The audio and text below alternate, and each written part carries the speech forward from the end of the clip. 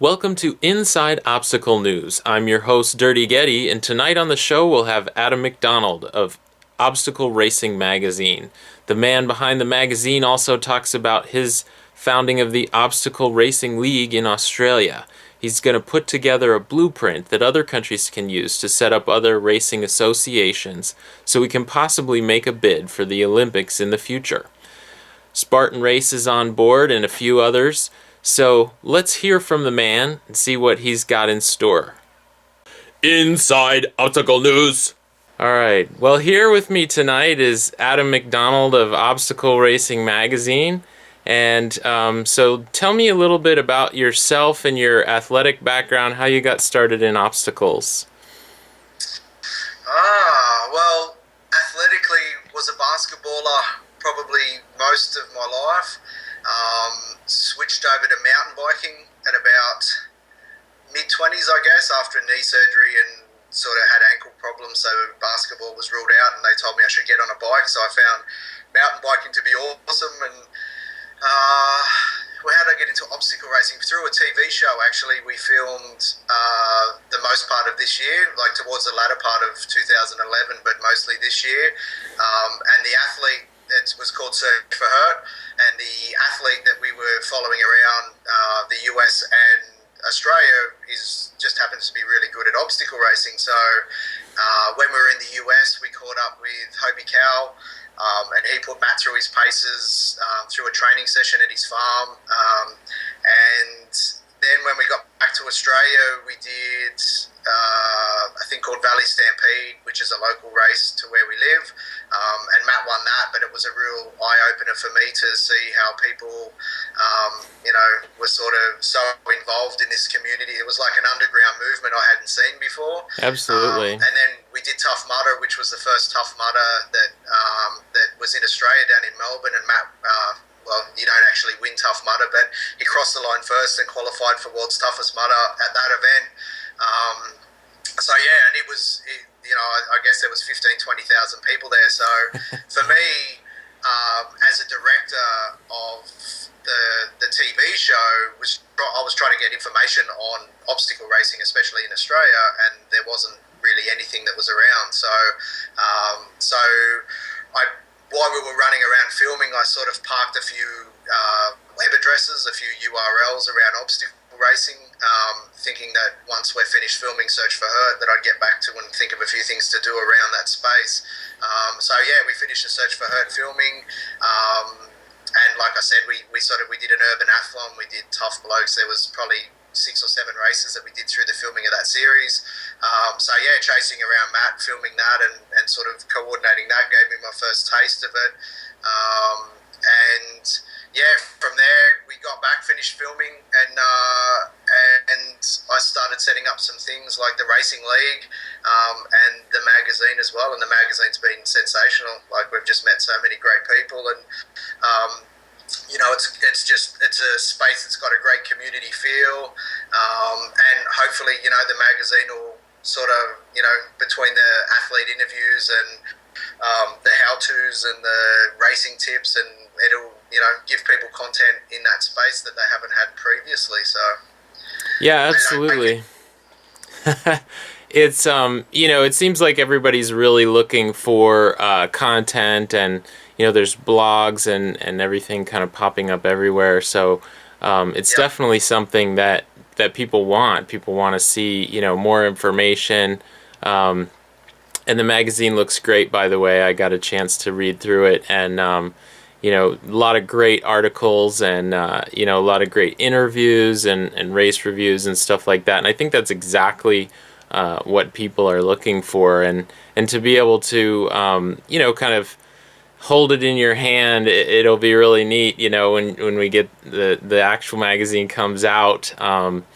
There's just kind of a different feel that I remember back in my triathlon days, that getting your magazine in the mail, and pouring through all the new gear, and it was just really exciting. So I love the magazine, and can't wait to see more. I guess the print, everyone's really keen for the print edition, but for I guess my background in business is that you want to test. Like, we just wanted to really see what people wanted to know because, like, in the US, you guys are, you've got so many products to choose from, and any given weekend there can be up to 20 races nationally. It's a bit different in Australia, so for me, it was a real doing a global edition first, and then having you guys in the US say, well, we're not really interested in what's happening in the UK or Australia. We just want to have our own magazine. In Australia and the UK, everyone wants to know what's happening, with the Spartan points and World's Toughest Mudder. So whatever, everyone wants to know what Hobie's doing and how Hobie and Cody are competing, or what Zhang Yong's doing in World's Toughest Mudder. And we were pretty fortunate that we had a third place finisher in Diane Blegg that finished third outright, and she's an Australian adventure athlete. So I guess all these little things are happening, and just being able to report in that space. But it's definitely going to be in print, but we just needed to put out a global online edition first, just to sort of test the waters and see what people wanted. And there's been some good suggestions already. Like, most of the feedback's been positive, which is great. But for me, I was hoping to get a little bit more constructive criticism maybe on how we can improve it, because there's nothing that you set out to do that you knock out of the park in the first instance. So, but we have had some really good suggestions which we're going to implement into future issues. I think we've said that we're going to be seasonal, but to be honest, there's probably enough content that people who jump on a subscription that get their 4 issues will probably end up being closer to 6 by the end of the year, for the same price, obviously. But it's a safe bet for us to say that we'll bring out one every sort of 3 months, and then if it turns out that we get a lot more content, that we sort of increase the rate of the magazine. So, but definitely out of the US, there's so much content coming out. It's quite crazy. That's why we set up the separate Facebook page just last night. So yeah, I saw that already. Yeah. I've already liked it. The aim will be to get everybody in that same predicament where when the UK is big enough and Australia is big enough that they've all got their own magazines and their own Facebook pages. So. Yeah, speaking of the different countries, I wanted to go into a little bit your article about the Olympics, and I know, like, Spartan in their ebook, they really showed a lot of interest in getting format down, and Australia has the Obstacle Racing League going on. And explain a little bit more, just about as much as maybe you did in the article, but just talk through a little bit about what it would take to make it an Olympic sport. 40 countries. That's the staggering part of it, I guess, is that you need to have 40 countries with their own racing leagues and their own associations attached to it, and then have one international federation that sort of looks after all of the member countries. So we're a long way off, but the good thing is I've already had people from the UK and even the US, because at the moment you guys don't have a truly national sort of racing. So, like, Spartan has their own racing circuit, but there's not something that sort of encompasses all the different events or has its own individual event that's just for a racing league. But there are people like Maddie B. Davis, obviously, has been hit up since becoming our editor about what we can do around the league. There's some guys around obstacleracing.org that set up the online petition that I mentioned in the magazine. They obviously are pretty close ties with Spartan and are looking to get some more traction in that Olympic movement. But reality is, what we're doing in Australia next year can be used as a blueprint. Like, it's going to be easier for every country that wants to do the similar thing that what we've done in Australia, because we'll have the blueprint. So UK will probably be next. USA is hard to do something national because there's just so many events in so many states. So my suggestion to Matt was to probably look at maybe Florida for next year and run a series within one state, just to iron out the bugs and to get to get it to a format where you're really happy with before you open it up nationally. But like the league that we've set up in Australia uses existing events, so we work in with event organisers to run our races at their events, and then it basically works off a point system. So each race has a number of points. The placement, the where you place within that race, you get a bit larger percent. The pointy end gets the bigger percentage of the pie, and then over the series you pick your best 6 results, and that's what makes up your season total. So hopefully, like I've heard, I haven't followed the Spartan point system too much, but I did notice on social media it was fairly confusing how it all works. So no one could actually work out who won after the last race, and there was a period of time where they had to work it out. So we're hoping to make it a little bit more straightforward, that after each race, you'll see the results where people placed and what points that they got, and then we'll know what their best 6 placements are at any one time, so we can keep a season, like a standings total running. And as the second that the last event of the season's finished, we'll know who the winner is. It's exciting. It's all part of making an Olympic sport. And I guess for me, I've sort of invested a fair bit into obstacle racing now between the magazine and the league, and we've set up Obstacle Course Racing Association of Australia, which is a not-for-profit, which will sort of govern the league and help event organisers and grow the movement within Australia. So we're invested, and for me, I guess I want my legacy to be getting it as an Olympic sport. And obviously, I can't do it on my own, and we're going to work with some cool people that have, got a good position in their country to do the same thing as what I'm doing. Now, within Australia and the league, are the international players like Tough Mudder and Spartan, are they coming on board with the league, or is it mostly just the local races right now? No, Spartan make up their ascension part of the series. We haven't had the conversation with Tough Mudder, only because they seem to push that angle that they're very anti-race. So for me, I don't even think that I'll broach the subject with them. And at the moment, it appears that they run their Australian operations from overseas, so they're pretty hard to get hold of. There's not like you can turn up at an office and have a meeting with someone. So, we've Warrior Dash. We haven't had the conversation with, because the event is sort of easy. not and obviously you need those events for people to get off the couch and do their first one, but now that they've released their harder format one, I'll definitely be bringing it up with them, and if they do run that format in Australia, then definitely we'll work towards having that as a sanctioned race. But presently, Spartan Race Series is going to be part of our series, and a big part of it, and we've actually, because they are part of our series, we've taken on their 30 burpee penalty, and we actually use that as a penalty for not making an obstacle at every single event that the league races at now. So our league guys in events outside of Spartan will be doing 30 burpees if they can't negotiate an obstacle properly. So we've got a good relationship with those guys, and like I said, we may sit down with Tough Mudder, but I just can't see them allowing a race series to run in something that they don't deem as a race. So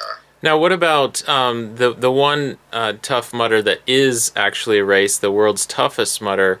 Would there be a way, without even their consent, to just award some points, for anybody who does that race? Yeah, it's a tough one. Like we could race, realistically, we could have our own little secret race at all Tough Mudders, but we need to have registration booths set up, and it's a little bit, it's doable, but I just think it's more hassle than what it's worth. And the reality is, we've got events now that are like a really popular style of event in Australia is the 7 to 10k, 20 to 30 obstacle format. So there's a lot of those events that we've negotiated to run at the end of the day rather than in the elite first heats, and that'll allow us to do multiple laps. So we can turn a 7k race into a half marathon style obstacle race by doing 3 laps. So yeah, like I said, we've got a really good relationship with most of the organisers, and they're excited to see the league come to their venues, and some of them we keep sprint format. Like obviously Spartan Sprint will race in the Elite Wave at the start of the day, and Beach Bash will be the same, and Urban Athlon. But there's a lot of even 2-day events that run in Australia. So on the Saturday afternoon, we'll do a multiple lap, longer event, and then back it up on the Sunday morning by doing the sprint event on the Sunday. So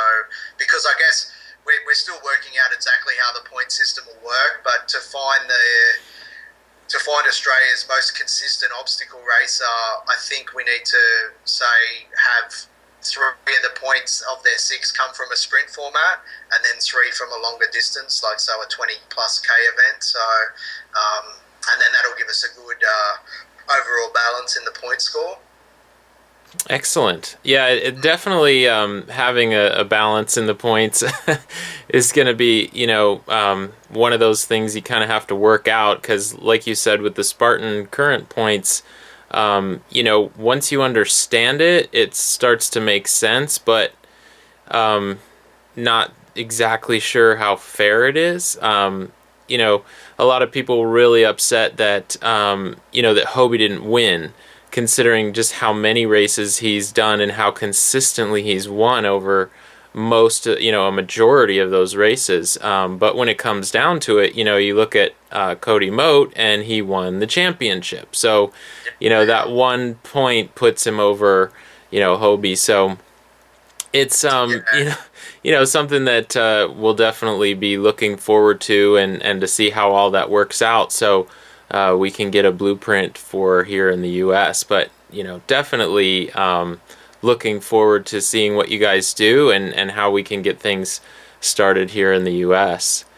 It'll definitely happen, and you guys will have access to our series through TV. We're tying together a TV package, which one of the largest sports networks is looking at as like a monthly highlight package. Okay. But it'll be on digital anyway, so we're actually going to have like the league as on a digital format where everyone around the world can watch it. So you'll be able to see how us Aussies are preparing for Spartan World Champs. Absolutely. Yeah, I'm really looking forward to that, and everything that you guys are doing is really awesome. So a couple of more questions out there. Now, have you done any racing personally? Oh, no, as a blunt answer. Just before we started filming Search for Hurt, I mentioned that I was doing a lot of mountain biking. I'm waiting shoulder surgery, which I've been postponing for over 12 months now. So yeah, I have my right arm's basically rendered useless. So between that, between filming Search for Hurt, setting up the magazine, I've been to every single race, but not as an active participant. Yeah, so but I'm looking forward. At the moment, March is looking pretty good to get my shoulder fixed up, and it's quite involved. It's quite an involved surgery, so they reckon there's 2 to 3 months worth of recovery time. So hopefully in the second half of 2013, I can actually go and get muddy. So because it's been quite annoying sitting watching everyone else be able to do it and not being able to partake myself. So no, I definitely feel your pain. This year was super busy for me. I only got one Warrior Dash in, and so, just kind of standing on the sidelines watching all this really fun action, and seeing, all the, just the joy, and it just kind of gets under your skin, and you really just want to do it. It's really motivating, and really exciting to hear all the different stories, and the rivalries, and the camaraderie on top of that. You just want to go out there and do it. And so I think it's a real testament to the sport itself that, even the people at the top of the organization of it might not be able to race right away, but just are really excited about it. Because to be honest, if I could race, I don't think we'd have a magazine or a racing association. So it's forced me to spend a lot more time on the computer than I would normally do. So, and same, like I haven't even been able to ride my mountain bike or anything. So, the downside is I've put on a ton of weight. The upside is that we've got a magazine and a league and an association and a lot of things around it that never ever would have happened if I could have been able to be on my mountain bike or out racing the obstacle races. Yeah. But now that they're set up, I do actually look forward to getting out and doing a ton of racing myself. I like the, I need to get an orange headband. I need to get a Spartan trifecta medal. They're all things on the bucket list for the back end of 2013. Well, here's a challenge to you from me, and we'll do both. We'll get our orange headbands, and then we'll get our trifecta medals in 2013. How's that sound? That sounds perfect. Okay, great. Now, you mentioned a bit ago, just how much time this is all taking, but you probably aren't doing this all by yourself. How big of a team do you have there, and is it all your media company, or are you pulling in people from outside like Matt B. Davis, or are you, is it like a one-man show like me, or? No, well, I've got the media company that was sort of established around us filming Search for Hurt. So in that, we release a few videos. The video guys are pretty busy editing the Search for Hurt program up for TV at the moment. So, but they also, one of them, Sam in particular, is a graphic designer as well as being a videographer. So I lean on him to sort of get some content together for the magazine when I need to. I've got Keelan, who's our graphic designer. He's our head designer for the media company. So he basically, he's been living and eating it for the last sort of 2 or 3 months, coming up with the look and feel of the magazine. And we've got Warwick, who's our editor in Australia. He's the good thing is that we've had so many people, like you mentioned, the guys that are into the blogs, like Margaret, like Dirt in Your Skirt, all those guys. They, as soon as we went live, they all put their hand up and said, "Look, we want to be involved with this," which has been fantastic. So Warwick's, he was our communications guy, so because we look after a lot of social media accounts for clients, and he's that guy for us. So he sort of put the editor hat on and more managed traffic. So we knew what we wanted in the mag. We just had to find the right contributor to give us the content, and then sort of had to I guess put it in a language where everyone would understand. So I guess if it came from America, we had to de-Americanify it a little bit, so Aussies and guys in the UK would sort of know what was going on. So he's been good. And then, like you said, Matt, we had Matt doing a lot of stuff with us on social media, and he covered World's Toughest Mudder for us. And he just, everyone seems to love him. He's not associated with one particular racing sort of format, which was good. We had a lot of people showing interest in the magazine from an investment side, but I think Matt's a really good fit, and it fits in with what he does with his podcast really well. And I can see that he's going to do some amazing stuff with it in the US moving forward. But so between Keelan will always put the magazines together from a design format, whether it's a US mag or a UK mag.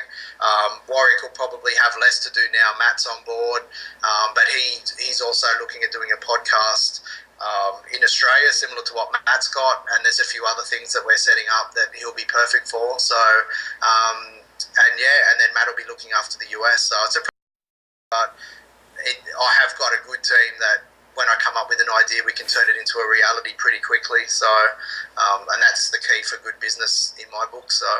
Absolutely. I've been doing a lot of studying up on startups and things like that, and you've touched on a couple of really important subjects like, fail fast, like, iterate and iterate quickly, build something and just get it out there, making things happen, turning your ideas into something, and then just see what people like, and being able to improve on every little thing that you do.